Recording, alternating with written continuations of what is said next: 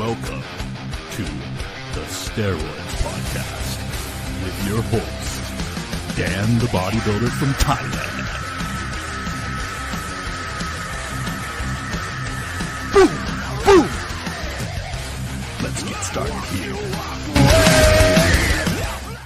The Steroids Podcast is brought to you by Ultimate Guide to ROIDS, 109-page ebook by Dan the Bodybuilder from Thailand. Now, for the first time in bodybuilding history, you have someone with no corporate interests and no obligation to please anyone, not walking on eggshells to not offend. Ultimate Guide to ROIDS gives you the information, the whole truth, not a full truth and a half truth, full truth. Ultimate Guide to ROIDS gives you the keys to the Lamborghini, gives you the information, and lets you decide what to do with it. It's a crime this information has been suppressed this long. Now let's get on with the podcast. Okay, welcome back to another episode of the Bodybuilding Podcast with your host, Dan the Bodybuilder from Thailand. I have been in South America for the past year. I first came here and I was in Ecuador for 3 months, and then I went to Argentina for about a month and a half, and then I went to Costa Rica. I was there for a month, and then I really liked Argentina, so I went back to Argentina.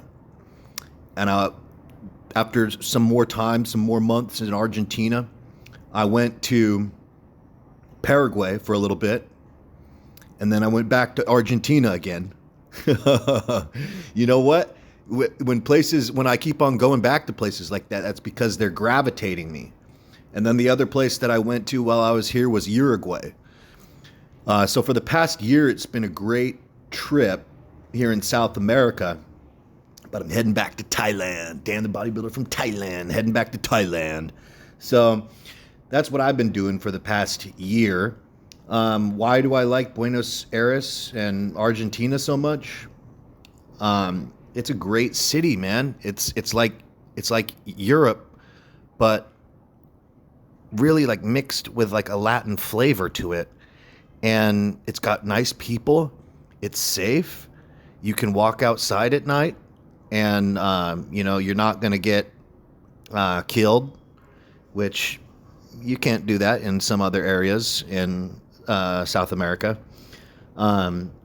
You're safe here, so that's a big consideration, because there are some places in the world where safety and survival are some of the most important things going on in those places of the world, which in the West, for example, safety and survival isn't really like a high consideration. So the food here is great. I love the Italian influence on the culture. I love the Spanish influence on the culture. Probably Italian, though, is the biggest cultural influence here in Argentina. And yeah, the people are very polite. They've got a great accent. They're Spanish. They speak with a really cool accent to it. And yeah, I really have enjoyed Argentina, the south of the world, of planet Earth. So I talk about my travels a little bit because I live a very unusual lifestyle, a travel lifestyle. And if you guys want to hear more about that and how I do that, you can go and listen to my other podcast, which is called Grab the Bull by the Horns, the Grab the Bull podcast. And that podcast is on iTunes and Spotify, yes, but it's also on YouTube, on the YouTube channel Dan the Bodybuilder in Thailand. The Grab the Bull podcast is located on that channel, and it talks about my life. It talks about how I became the person that I am, how I started doing the things that I do, and really a lot of mindset stuff. And so if you're curious about, you've been listening to a lot of the Steroids podcast, and you're interested in me, who I am, why I do what I do, and everything like that, go listen to the Grab the Bull podcast. And it's a video podcast too, so that's where you can see it on Dan the Bodybuilder in Thailand YouTube channel. And then the other thing is, if you guys want to stay up to date with me, and see what I'm doing on a daily basis, see what I'm seeing, because I like to, rather than showing you guys a bunch of tourist stuff, I like to show you what life is like on the ground, right? Because I live in these countries. And I like to know what it's like on the ground, on the streets, on the sidewalks, and what that looks like. And so my Instagram, okay? My Instagram is where I show stuff like that. And I also have a lot of bodybuilding knowledge on my Instagram and everything too. And my Instagram is Bodybuilder in Thailand, at Bodybuilder in Thailand on Instagram. If you want to stay up to date with me, I post on that every day. All right. So let's get to the first question here. MabelFit asks, can you use insulin on rest days to keep growing? Let's say I only train for 3 days a week. Do I only take it those 3 days, or can I take it more without gaining only fat?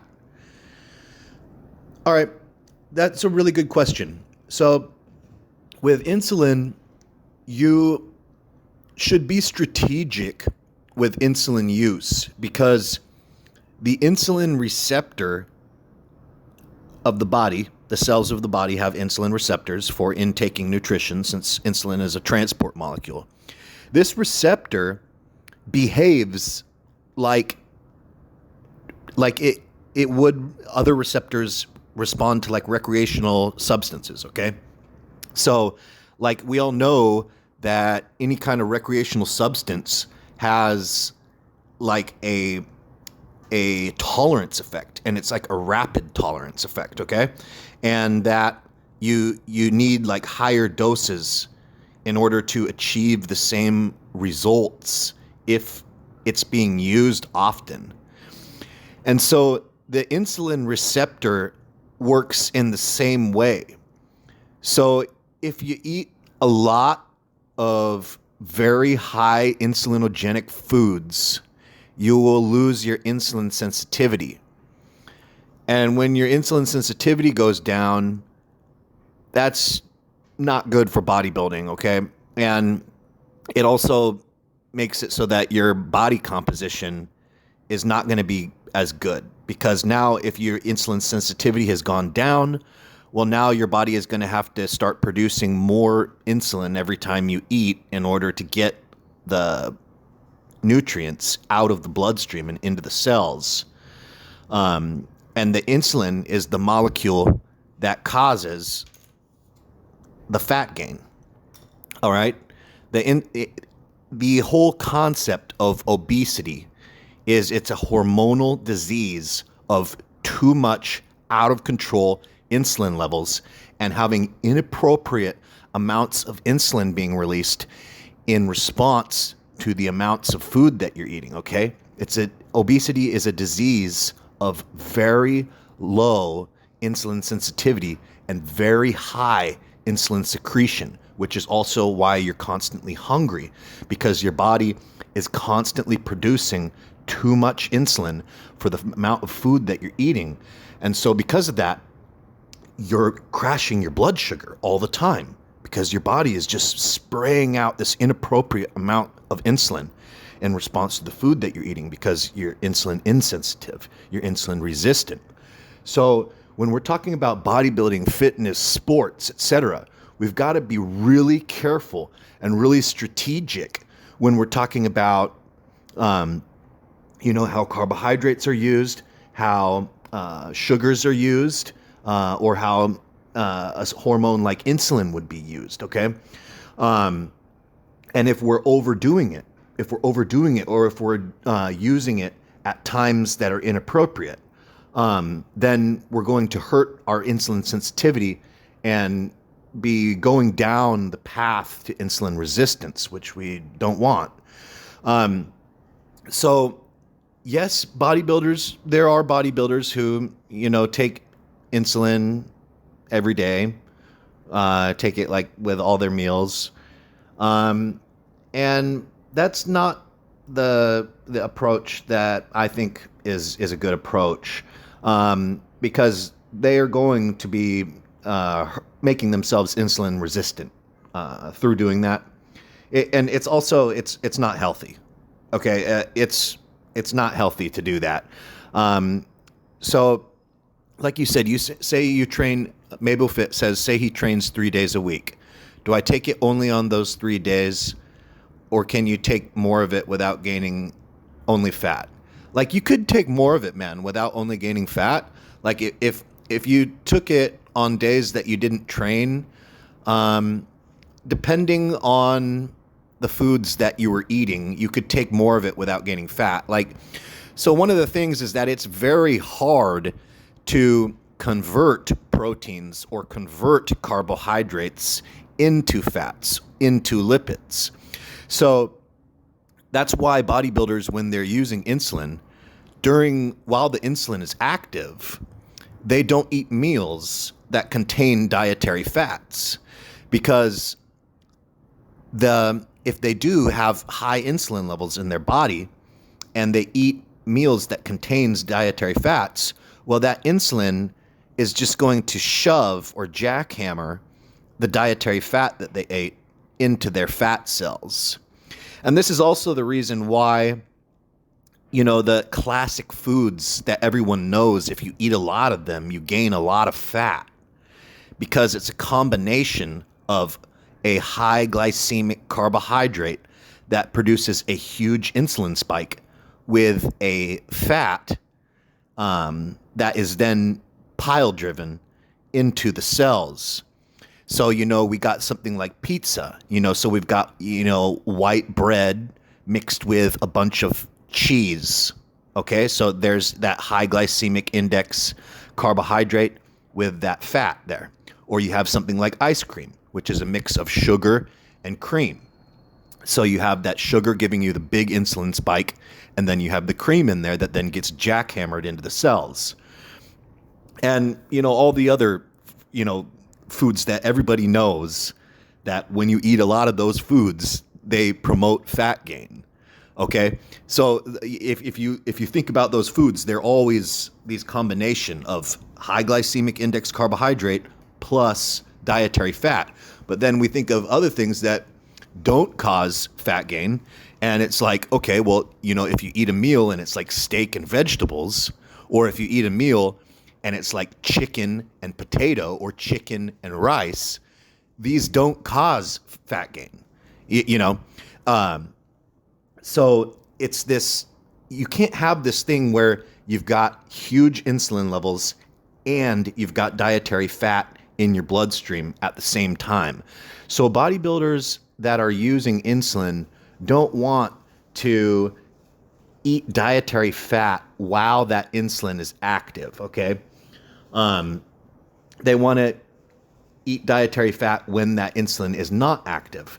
And that's how somebody who is utilizing insulin is going to limit fat gain, because converting the proteins and converting the carbohydrates into fats is a very metabolically expensive process, and it's also rate limited. And by the time those conversions happen, most of the energy from the food has been used up. Those are processes that happen in the liver. And so this is what I'm saying, like the pros and the cons of using it, of using the insulin. I think that insulin, if it's used in bodybuilding, it's a force multiplier along with growth hormone. Growth hormone is force multiplier too, meaning that these substances potentiate all other substances that you're using and make those substances more powerful, more effective, lower doses of the other substances more effective.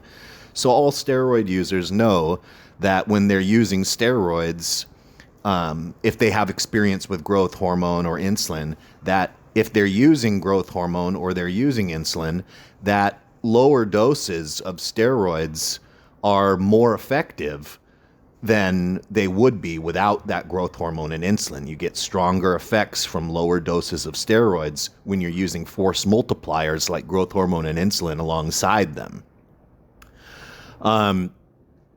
So you say, do I only take it those 3 days, or can I take it more without gaining fat? Well, it's smart to only take it when you're doing exercising on those days. That's the way to do it, to get the most insulin sensitivity. And also, a lot of the top coaches don't have their athletes take insulin every day. They have their athletes take insulin like 2 days a week or 3 days a week, kind of like what you were saying, in order to preserve that insulin sensitivity. Just remember that the main thing that is going to be growing actual muscle tissue is the retention of the dietary proteins that you eat, okay? When you eat meat, what is the macronutrient, the main macronutrient that you get from the meat, the muscles of the animals? It is protein, because muscle tissue is composed of proteins. Muscle fuel storage is composed of carbohydrates, okay? So the muscle tissue is the non-transient muscle, the muscle that you can build on from cycle to cycle and keep on getting bigger and making progress. The muscle fuel storage is something that makes you look cool while you're on cycle, okay? And then it goes away when you're off cycle. So if you want to be making long-term gains in bodybuilding over time and getting bigger and bigger and bigger, you've got to be accumulating and storing your dietary proteins. And the storage depot of dietary proteins is the muscles. So that's what all the bodybuilders should be focusing on, is retaining and storing more dietary protein so that they get more muscle tissue. And then things like insulin helps the body store. It's a storage hormone, okay? So, for example, a person that is using insulin will be able to retain more protein from their diet than someone who is not using insulin, because that storage hormone, it has a protein sparing effect. It spares the proteins from being catabolized. So that's one of the ways that insulin is a force multiplier. And again, you don't have to always use, and we're talking about elite bodybuilders here, guys. We're not talking about, beginners or something like this when we're talking about insulin use in bodybuilding. And just remember, though, that your body's own natural insulin is also very potent, and you can manipulate your body's own natural insulin. So if you're going to use artificial insulin, in my opinion, it is good to limit it. And like you asked, like 3 days a week, 2 days a week, that's good. But you can still manipulate your insulin levels using carbohydrates on other days. So that's pretty much what I think. Let's move on to the next part of the question. So he says, do you need a steroid for using testosterone and growth hormone? I feel that if I only use test, growth hormone, and insulin, something's missing. Like I will plateau too quickly and need to add at least some Anavar. So he means like an anabolic type of steroid being added to the test, growth hormone, and insulin. And it does have a good effect. I mean, and especially the cosmetic effect. It's not necessary. It's not necessary for muscle growth and muscle tissue to use that test, growth hormone, and insulin all the time. To use that anabolic along with the test and growth hormone or plus insulin if the person is using that. It's not necessary to use the anabolic, but the person is going to look a lot better if they're using the anabolic. And bodybuilders want to look good. So, yeah, guys, want to use, more than just testosterone. Because if they're only on testosterone, they're not going to be looking as good if they're on testosterone and Anavar, or testosterone and Winstrol, or testosterone and Primobolan, or testosterone and Trenbolone, you know? So that's really where that goes. But can you still make progress with just testosterone, growth hormone, and insulin is what MabelFit asks. And yeah, you can. So there's many different considerations going on here, you know, because it may be a budget consideration, it may be a health focused consideration, etc. But the anabolic type of steroid, the artificial anabolic type of steroid, is helpful and it helps you look good, but it's not quite required, you know. Testosterone is pretty much balanced between anabolic and androgenic effects. And of course, adding something else to that is going to enhance the effects, you know. So like you add a very anabolic hormone like primobolan to a good dose of testosterone, and now you have a much higher protein accumulating ability. And your body's going to be more efficient. Your metabolism is going to be more efficient at accumulating those dietary proteins.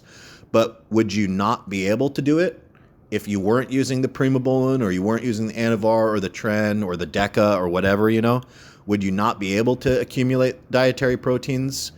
No, you can still do it on test and growth hormone. But yeah, of course, it's an advantage to use an anabolic, such as Anavar, Winstrol, Tren, Primo, Deca, etc. It's an advantage. But not everybody wants to use that stuff all the time. And one of the things that is really unhealthy is using this kind of stuff, these kind of like non-natural hormones on a regular basis all the time, and like kind of like living on them, you know, which is a serious temptation for a lot of bodybuilders. And that is going to harm you over the long term. And then for other guys too, like, you know, they've got budget concerns, and they're thinking, well, what's the cheapest thing that I can get like a lot of firepower out of? And like, yeah, that's testosterone. There's a lot of firepower to be had from testosterone, and it's not like really expensive stuff.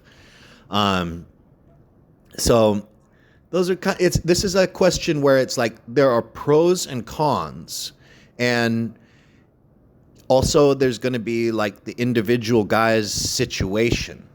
So rather than saying, do you need a steroid if you're using test and growth hormone and you feel like something is missing, it's like, yeah, it's definitely better. It's an advantage to use an anabolic alongside that.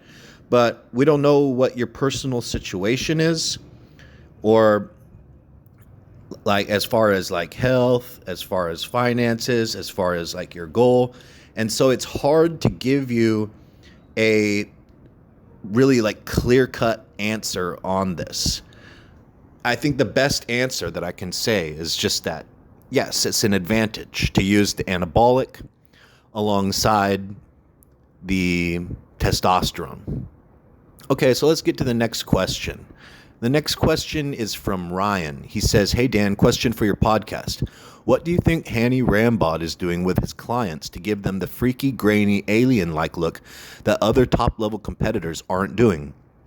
Phil, Jay, and Hadi had a very unique look when they stepped on stage. Even Bumstead transformed when Hany took him under his wing. Appreciate all the information you're putting out. Learned a ton from you over the years. Yeah, so Hany Rambod is one of the top coaches in bodybuilding, and he doesn't give out his secrets, okay? He's not going to tell what his secrets are. And so if I pretended like I knew what his secrets are, that wouldn't be authentic. But looking at his clients, what comes to my mind when I look at his clients is there's something going on with insulin and diuretics here. That's what comes. That's the picture or the words that come into my mind when I see his clients, is there's a special manipulation of diuretics and insulin going on to produce that look. And Lasix comes to mind. I mean, Lasix is used. I mean, it's used in medicine, but it's also used in bodybuilding. But the method of using the Lasix, the type of Lasix that is used, can be a factor there. And to me, it appears like there's some kind of Lasix/insulin thing going on to produce that look. But to say it wouldn't be genuine if I said that I knew what Hany Rambod's, ultimate protocols are, that, he works with guys and it's like, boom, like they have major success, major improvements over guys that aren't working with him. So he's got a special method going on, and he's one of the top coaches in the world for a reason. And he's really, really good at what he's doing. And he's got secrets, and he's not telling those secrets, and he's not going to tell those secrets. He's one of those guys, And so it is what it is, man. All right, next question. Fremont asks, hey, I'm off 8 months now from a 2.5-year cycle. My test level is coming back in the low normal range. Want to do some small cycle, but don't want to recover this long again the next time. Was thinking about some 6 to 8 weeks SARM or Anavar, because that hopefully don't shut me down completely again. What's your opinion? Well, my opinion is that, like, going on and off of steroids and trying to recover your natural levels and then killing them again with the steroids and then trying to recover them again and then purposely killing them again with the steroids, I don't like that, man. I think that guys should be, I think the better way to do it is to have your time when you're going to be taking your steroids and say, like, okay, I've got 5 years or I've got 10 years or something like that. And then to make sure that, you're working hard and, that you have a deadline and you're not going to be using them indefinitely. Now, you can be using TRT indefinitely, and that's not going to be something that's going to, blow the gasket and blow the bodybuilder up in a bad way, make everything come falling down around his head. But as far as going off cycle, on cycle, I don't like that. I'm definitely a fan of blasting and cruising.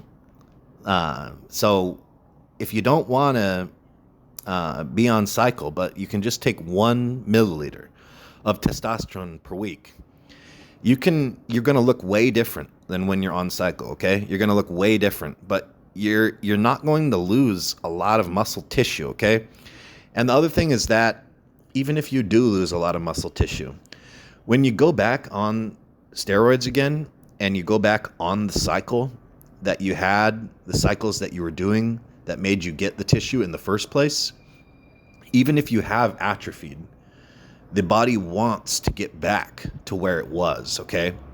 And once you start the chemicals again and you start hitting them at the same dosages that were being hit in the past, the body responds and it snaps back to its previous form. And of course, that goes with the diet too. It goes with the training and the weights that you were using. It's got to be all of the above. And that goes without saying. Once you get back. But what I'm trying to say is that once you've been somewhere one time on steroids, that the fact that you had built that amount of muscle, that you had built that amount of strength, the muscle cells are permanently changed because of that. And when you reapply the hormones again at those same dosages, the body wants to snap back to the way that it was when it was jacked up before. So that's like blasting and cruising or coming off cycle and then coming back on cycle and kind of like expectations, you know, and with like TRT between cycles, you're going to look a lot different when you're on the TRT, but you're not really going to lose a lot of muscle tissue. And so then when you do go back on cycle, it's like an explosion of gains, you know, because it's like everything reanimates, and you didn't really lose a lot of the tissue. It was really just the look that changed. And then when you reanimate that tissue with the meds again, it's really explosive. So then you were thinking, you know, a 6 to 8 week SARM or Anavar, because you don't want to get shut down. Okay, yeah, like, you know, Ostarine or Anavar are not suppressive, and like 4-ish week cycles, you know, not super suppressive. You know, they might shut your natural testosterone down like half or so, like that, using them at like moderate dosages, something like 10 to 40 milligrams per day, and doing that for like 4 to 5 weeks. However, at high dosages and for extended periods of time, they do shut off the natural testosterone potently. Really, what would be more convenient would be to take HCG. If you could just take HCG and not let your testicles ever get atrophied or shrunk on the cycle, that would take out a lot of the difficulty of bringing yourself back, or bringing your natural system back online after you've used steroids, after you've used stuff. So, you know, really taking something like 500 IUs of HCG a few times per week would make a big difference for you if you were to use anabolics again. All right, Farrell asks, double question for the pod. I'm currently on a cruise of 1 milliliter of enanthate and 1 milliliter deca once a week, and I've been fasting the last few days to drop belly fat. What's your opinion on fasting while on juice? Also going to run 3 milliliters of test and 1 milliliter of deca and take 1 anadrol a day. Will I get good gains? I feel I definitely need to eat more every day. Okay, so 3 milliliters of test, 1 milliliter of deca with an anadrol per day. That's an effective cycle. But you say that you're on 1 milliliter enanthate and 1 milliliter deca right now, and you're doing some fasting to drop belly fat. And what do I think about fasting while on juice? Well, I think it's really good. So when you're on juice, you are not really losing a lot of muscle tissue, okay? That the juice is protecting that. And then the other thing is that, like, the physiology of fasting is very muscle sparing. So when you fast, your growth hormone levels go up like 3 to 5 times as high as they are within like 24 hours of starting fasting. There's a gigantic rise in human growth hormone levels, and we know that growth hormone is very protein sparing. So your body isn't going to be catabolizing proteins from muscle tissue when you have a lot of growth hormone in your system. And that's what happens when you fast. There are multiple metabolic switches that happen when you fast that are anti-muscle catabolism switches. And now just think about, what is fat for? Well, it's stored energy for times where there's not a lot of energy.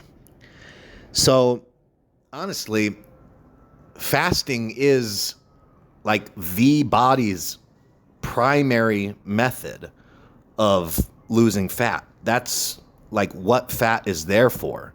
Fat is there for the body to feed on when there's not other food around.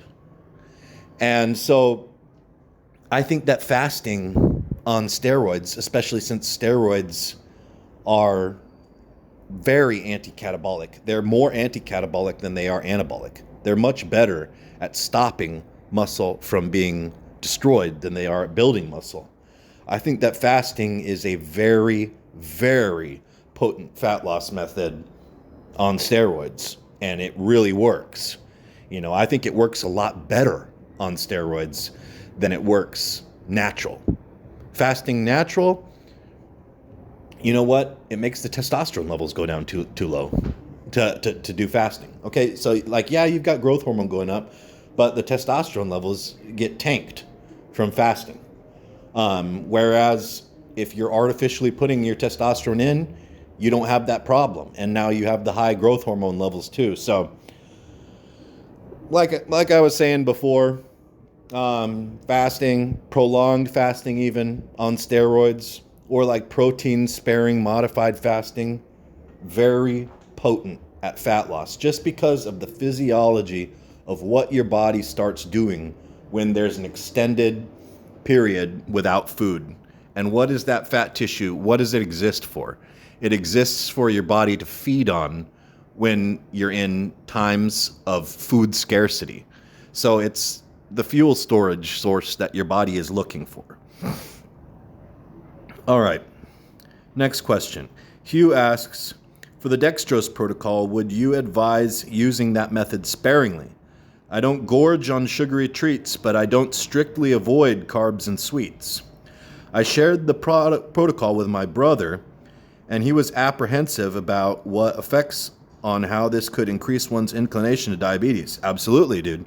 Absolutely. So bodybuilding is not a healthy thing, okay? So the next thing he says, I understand bodybuilding itself has inherent risks, and the information you share is for information and entertainment purposes. So, like I've said, when that protocol that I shared, the pre-intra post-workout protocol with, doing like 200 grams of like dextrose glucose intra-workout, that's for bodybuilders who are over 220 pounds, who are already strong, who already got a lot of muscle mass. This is for big guys, okay? This is not for smaller dudes in the gym to take that intra-workout, sipping on that drink, 800 calories of sugar. Well, it's not sugar, it's dextrose or glucose, which is different than sugar, because sugar is a mix of glucose and fructose, which does not have the same effect in your body, okay? And so you're also only doing this while exercising. And how much energy do you use when you exercise, okay? Because most people go to the gym for like an hour and a half. And so let's say like maybe you are normally burning up like 200 calories or maybe 100 calorie of energy, like more than that, probably 150 or something like that, per hour. And so now you've got, what's your daily, metabolic rate, something around like 3,500, 4,000 calories of energy your body needs to burn.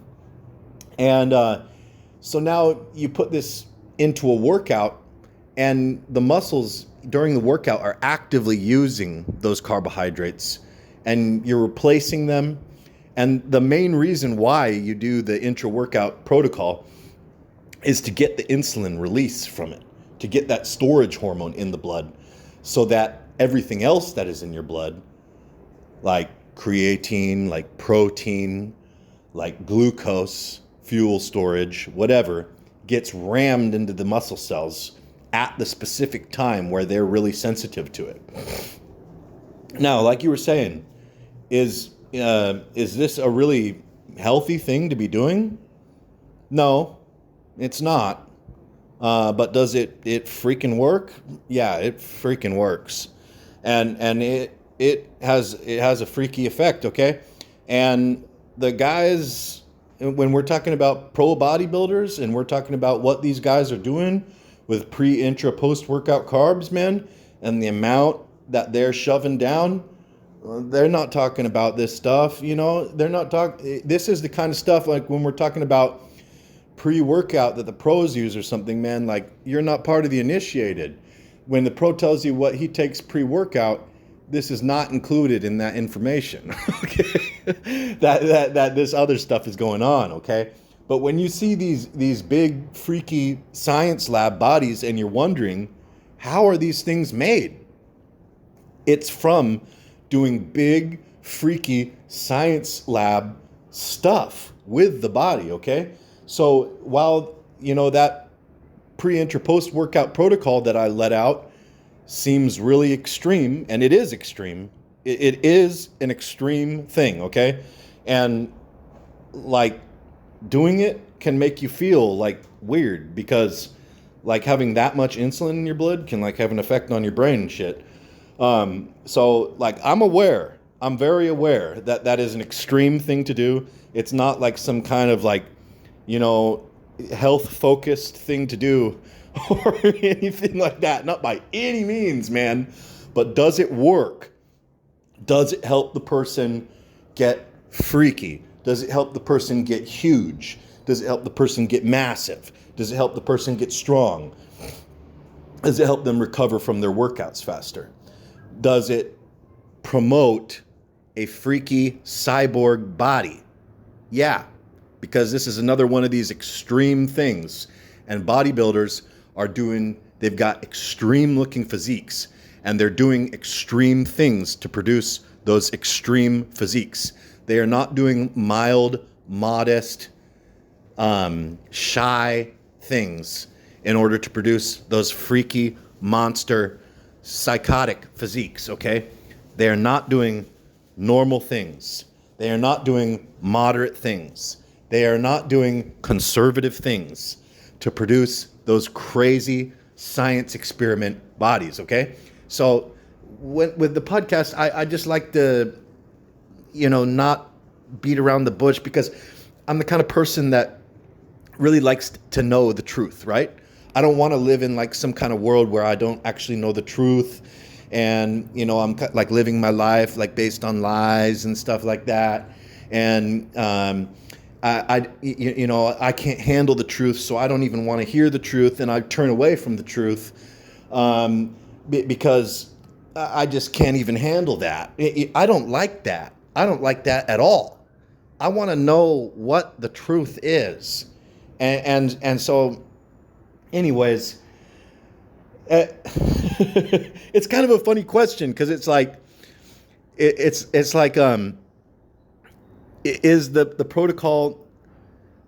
It's like asking, could there be health risks to doing that protocol, and taking a huge amount of glucose dextrose, and yes, there can be health risks to doing that protocol, and again. When I say 200 grams, that's only for guys who are already bodybuilders. That is not for guys who are like guys in the gym who are just like your average guy who's like 170 pounds, 180 pounds, even 200 pounds. We're talking about big ass motherfuckers, okay? When I'm talking those kind of dosages of dextrose, glucose. But with you other guys that aren't quite there yet, you don't have to use so much, But maybe you do want to use a lot. It depends on how much you can metabolize. And you got to figure this out with your own body.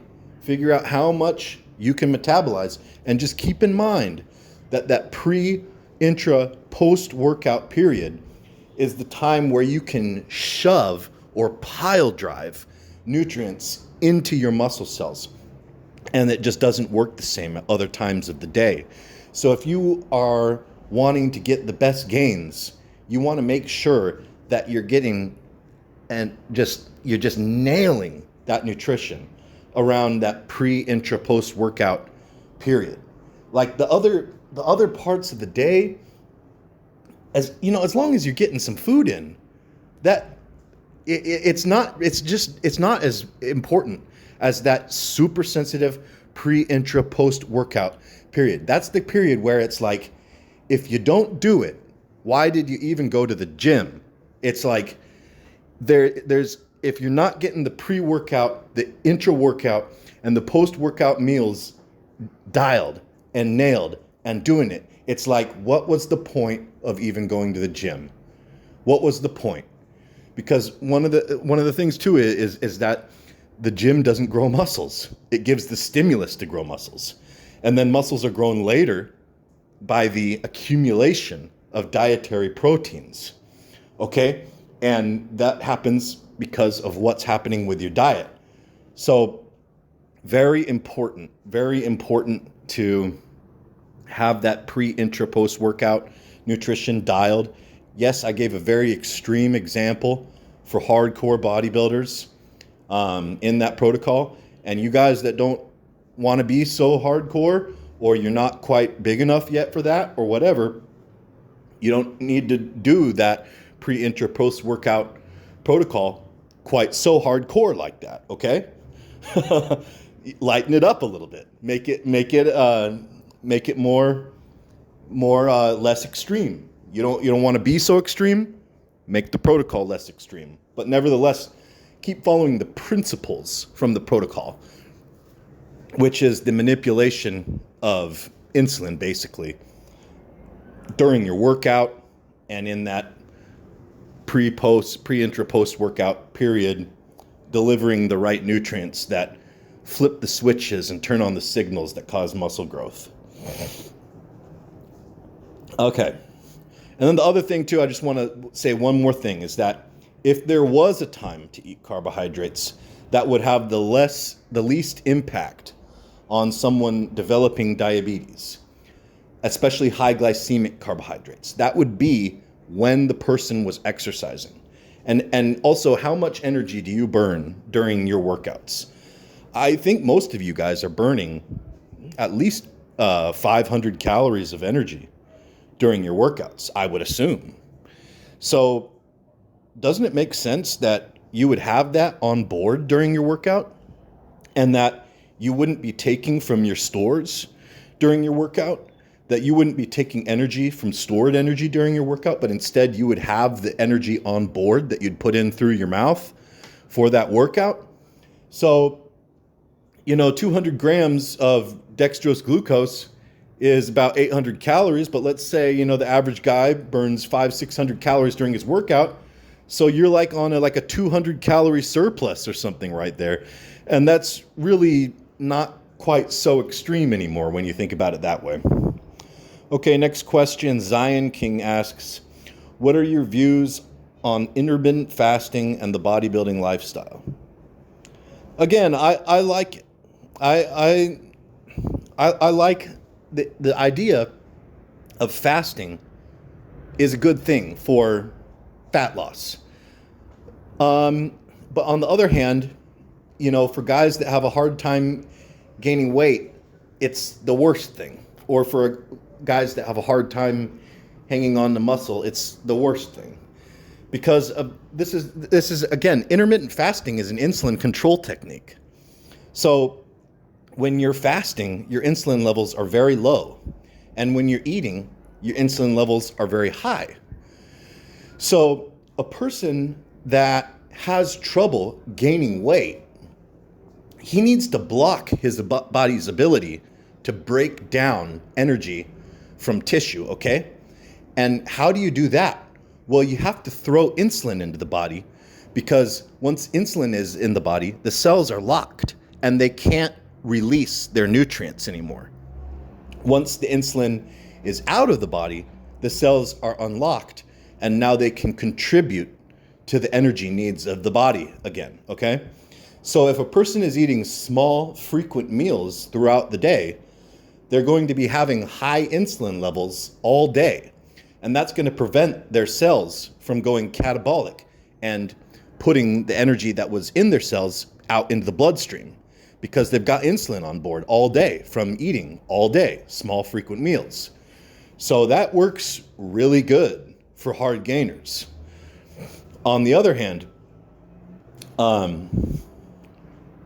that small, frequent meals thing for guys who gain weight really easily, it's not as necessary for them. And if they do it, especially like when they were cutting, they could have serious problems losing body fat and having problems with like low blood sugar and shit because of secreting so much insulin all the time with the small frequent meals, eating all day, and their body producing insulin in response to those meals, and then their cells being closed and not being able to contribute energy to the bloodstream. But these guys are also on low energy because they're cutting, so they're not eating a lot of food in general, but they're not eating a lot of food plus they're eating small frequent meals, so they've got a lot of insulin on board all day.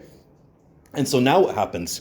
Well, you're getting hypoglycemia all fucking day long, and you're always tired, weak, shaking, sweating, cold sweat, this kind of stuff, because the insulin is blocking your cells from releasing the energy into the bloodstream that your body needs energy, because you're like dieting and you're on a low energy diet, a low food diet. But although you've got this like deficit of energy that needs to be covered by your body, those cells are locked and they can't contribute. And so what you have is your body kind of like freaks out and starts producing a lot of adrenaline and shit. And you get these hypoglycemia symptoms. And, you feel very tired, weak, out of energy, and it doesn't work good. So when you ask, like, is the intermittent fasting lifestyle good for bodybuilding, or what do I think of it with bodybuilding?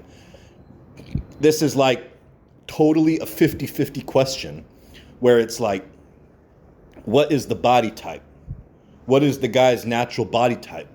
And then let's, use small frequent meals or use intermittent fasting to be able to balance this person's phenotype of what kind of a hormone releaser are they? What kind of body type do they have? And then you put them on different styles of diets that work good with their natural tendencies. So I think we went over that pretty good.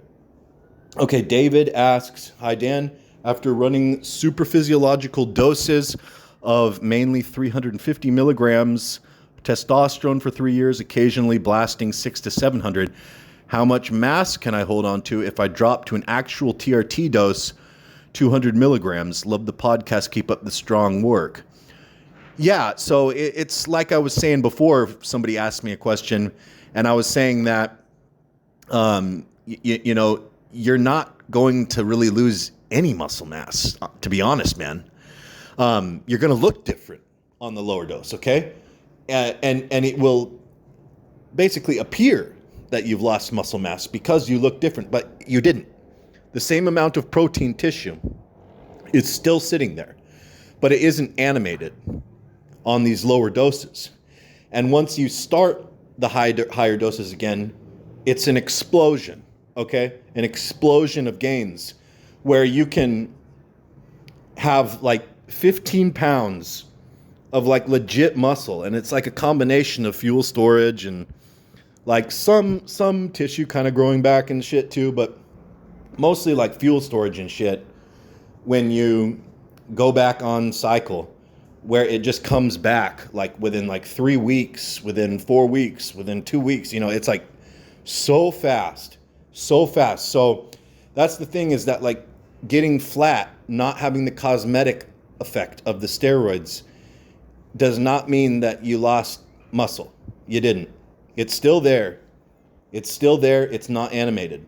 And that's just the fact of like being on fucking anabolic medicine or being off anabolic medicine, But, if you say, if you drop down to TRT now and do this, are you going to lose a lot of muscle? No. And just know that, probably zero, probably you're going to lose zero muscle, but you're going to look different. But just know that once you go back on again, that you're going to shoot back to where you were within like 3 weeks or possibly even like less, man. It's like lightning. When you look at experienced bodybuilders go off cycle or go on cruise and then go back on cycle again, it's lightning what happens to their bodies. How fast it is, and how it's every single time you see them for like 3 weeks, it's like, what the fuck is happening with your body? How can someone's body change that fast? Okay? That's experienced bodybuilders who have been using steroids for a long time and made big gains, gotten strong and gotten big muscle mass, and now going on and off cycle, cruise or blast, and the lightning speed at which the body responds to that. So don't fear going on to TRT. Don't fear the loss of the look of being on cycle. Don't fear the flatness, the not looking crazy and drugged up anymore, because that's actually not your muscle tissue. It's the pump of the roids. It's the pump of the chemicals and everything that stuff does to you. And, just because you don't have that for a little while, just because, you don't look like an alien for a few months while you do, you don't look like an alien on drugs, because you're not. You're on TRT now, so you don't look like you're on drugs anymore. Well, now, and don't be afraid of that. Just get comfortable with that. Get comfortable with that and be like, I don't have to look like I'm on drugs all the time. I don't need that. And then that's a very healthy mental mindset to have as a bodybuilder. Okay? But the fear is that, well, I don't want to lose my muscle because I've been working so hard to get this muscle. I can't take a chance on losing it. And the answer here is that you don't need to have that fear, because you're not losing it when you go to this TRT. And it's going to come back fast, okay? The look is going to come back fast, and it's going to be shocking. It's shocking how fast it comes back, and the people that see you when it starts coming back are going to be freaked out by what's happening to your body. How can a body change that fast? Okay? This is not a concern. You see these guys who make comebacks, and you see the competitive bodybuilders making comebacks, and you just see these lightning changes happening to their body, and that somebody who hadn't been there before could never make progress that fast. It's impossible. Okay? As far as being on steroids and having been there before, well, boy, getting on steroids again, your body wants to get back to where it was before. All right. Max asks, Dan, what dosage of Arimidex would you recommend pre-contest to dry out? Okay, so this is another one of these things where it's like, if you tell people these like blanket dosages for pre-contests about like what is good and what they should take, that's pretty not good advice. You've got to look at people's bodies and evaluate, how do they look the best. Don't just do this thing where you go like, oh, well, this is what people say to do, and so this is what I'm going to do. Okay? Some people look better going into the contest on high testosterone, and some people look better going on to the contest in no testosterone, and some people look better going into the contest on medium testosterone. Basically, what you want to do is you don't want to do anything crazy, okay? When you're in these last couple weeks, or preparing to get ready for the show, or you're doing a peak or something, don't do anything crazy, okay? You already look good. Now keep doing what you did to look good and peak it, okay? So we're making small changes and helping you peak your look, instead of trying to do some kind of voodoo magic and change everything. Like, we're trying to just make small adjustments and get you looking your best, because you're already looking good because of all the hard work you've been doing, all the training, all the diet, all the roids, etc. that you've been doing, and the style that you've been doing to get you within striking distance of the contest. And you're looking great. And now it's 1 week before the competition. It's 2 weeks before the competition. Don't go do something crazy, man. Don't go do something crazy. Okay? Don't try to just change everything that you've been doing to get here. Okay? Keep it slow. Keep it steady. And make small adjustments. Don't do any voodoo magic to try and do some kind of like magic genie out of the bottle change of your body. Okay, for the concert. Or for the contest. No voodoo magic. Nothing crazy. Nothing that you are totally unfamiliar with. Just make small adjustments to peak your physique. So if a guy was using Arimidex and he was trying to get rid of water retention. Don't do this thing where you hear that like, oh, bodybuilders take every AI before the contest. They take all of them together and crash their estrogens, and that's how they look their best. No, don't listen to that. Know what looks good on your body, okay? Know what looks good on your body and make small adjustments. So if you're looking good on 0.5 milligrams of Arimidex twice a week, 3 times a week, all right, be very careful, okay? Be very careful. And when you're coming up to the contest, try taking a little bit more, okay? Like, you're taking it 2 or 3 times a week, try taking it 3 or 4 times per week. And experiment with that in the month leading up to the contest, so that when it's actually the week of the contest, you're not doing anything new that you haven't tried before.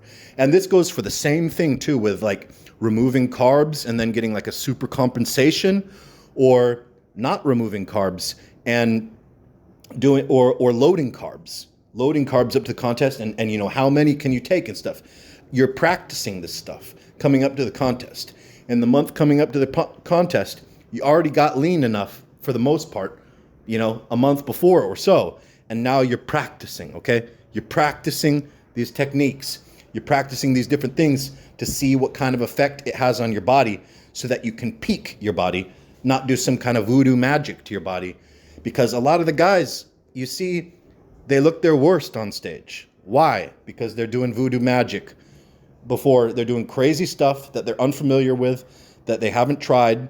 And they've got some guy who's like, maybe a guru or something, or a self-proclaimed guru, telling them, to do this stuff.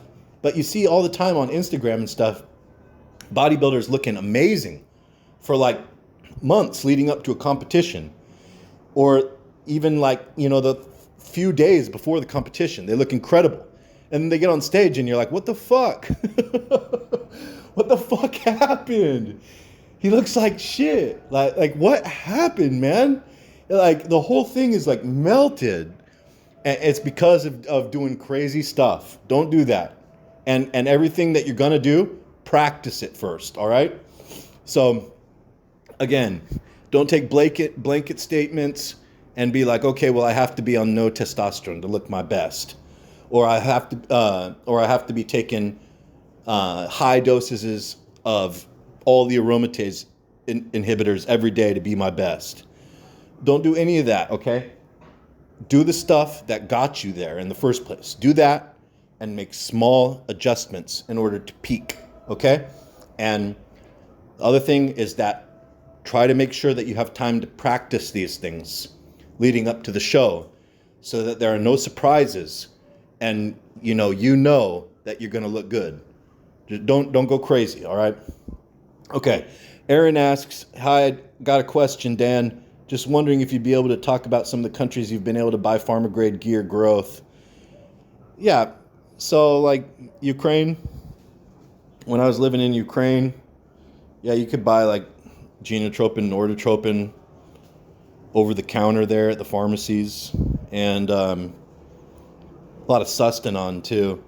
It was really good.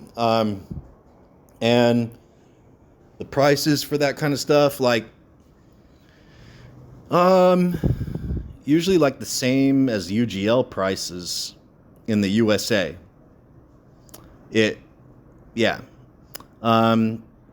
Turkey, like, for example, Turkey, it's Anadrol, Anadrol, Proviron, Primobolan, growth hormone, sustanon. That's mostly it. What's being sold in the pharmacies in Turkey, over the counter, and then you get to places like Asia or something, and they're not selling like a lot of anabolics over the counter in Asia. Like, people think that like Thailand is this place where like people like buy a bunch of pharmaceutical grade gear or something. That's not true. The only pharmaceutical grade gear that they really have in Thailand is like testosterone.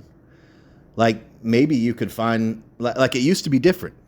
like 10 years ago, there was more to be had, especially like orals. But that's really dried up, and things are like pretty scarce over there in Thailand.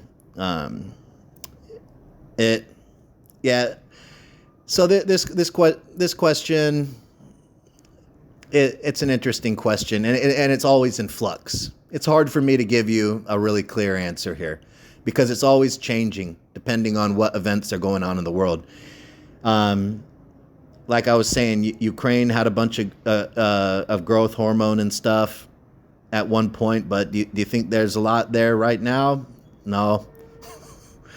They're not right now. So it's always changing. It's always in flux. All right.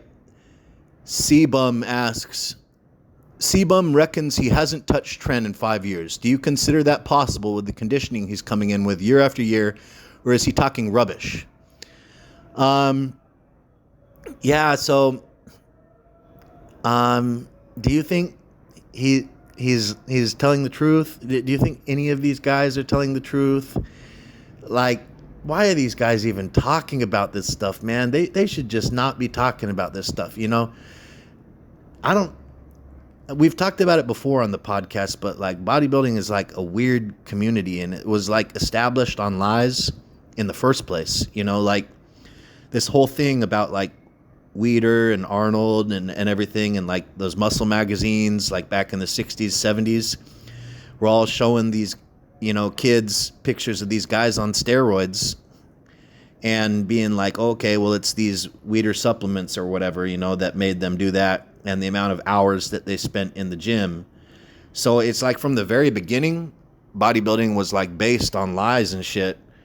And it's really like stuck that way, and it's unfortunate, but you can't trust these guys. You can't trust these guys, what they're saying, and these guys, they shouldn't talk about it. They if they're not going to tell the truth, they should just say nothing. Does the best guy in the world not use the best substances to get the best looks? Come on, bro. Come on. This is the competition where you're talking about the best people in the world, the best genetics in the world, and they're all competing against each other. But then it's like, oh yeah, but these guys don't use the best substances. They don't need that, but they're the champions of the world who beat all the other guys. Oh man, it just, even just thinking about that whole concept about the guys who are the best in the world not using the best substances for getting the best looks, it just like makes my head explode. I can't even go on. Okay. Subhan asks, hi, I have been off cycle for almost 6 months and being on Accutane to get rid of acne for the last 3. I plan to do another cycle in 6 to 8 weeks. And then he asks about like dosage of Accutane or something, and his dermatologist prescribes him 60 milligrams a day. Okay, so what you have to know with Accutane is that it's very toxic, okay? And when a doctor prescribes someone Accutane, they don't just put them on any damn dosage of Accutane and like that's that. They're actually taking their blood work pretty frequently. Like the first time that someone takes Accutane, normally after like 3 weeks, they're getting a blood work test from their doctor to see what that dosage is doing and to see how they're handling it. And then from then on, like blood tests, like very frequent intervals, like 1 month to 6 weeks to 8 weeks as intervals for taking blood tests to make sure that everything is going good with Accutane. So Accutane isn't one of these things where it's like plug and play, shoot from the hip with it. It's actually fairly carefully monitored, and it's pretty damn toxic. So you should definitely be careful with it. All right, let's take this question. Scott asks, can your SHBG be too low on cycle and make your hormones less usable? Okay, so there's talk about SHBG, okay, but sex hormone binding globulin is what inactivates steroids from being able to be used, okay? So you have this substance that binds up steroids. And then you have certain steroids that can't be bound by SHBG that are fucking strong, like Trenbolone. Trenbolone is immune to SHBG. So when you shoot your Trenbolone, all that Trenbolone is active in your blood. And you know Trenbolone is damn strong. Okay, well, testosterone isn't immune to SHBG. And you know testosterone milligram per milligram is much less potent than Trenbolone. And then here's another thing, is that the more steroids that you take, the lower your SHBG will go. So we have this like consistent thing happening where it's like when things aren't affected by SHBG or SHBG, or we're taking high doses, which we know builds more muscle than low doses. That's a fact, that the SHBG gets lower. And so when you're at maximal muscle building firepower, SHBG levels are low because more steroids equals lower SHBG, and we know more steroids builds more muscle. Then we know things like powerful substances like Trenbolone are immune to SHBG. This is all a lot of evidence for SHBG being a negative factor in the potency and muscle building effects of anabolic steroids, and why, although there's some debate on, is SHBG a good thing or is SHBG a bad thing, in my opinion, having very low SHBG levels as a bodybuilder is a very positive thing to have. All right. So that's going to be the last question for the podcast today. It was fun talking to you guys, and I'll be coming up with another episode for you guys real soon here. So make sure to go pick up Ultimate Guide to ROIDS, 109-page ebook by Dan the Bodybuilder from Thailand. If you just go to bodybuilderinthailand.com, it's I think it's the first article on the homepage where you can check it out and read like 20 pages. It's definitely worth it. It's my best content. If you like the podcast, the book will blow you away.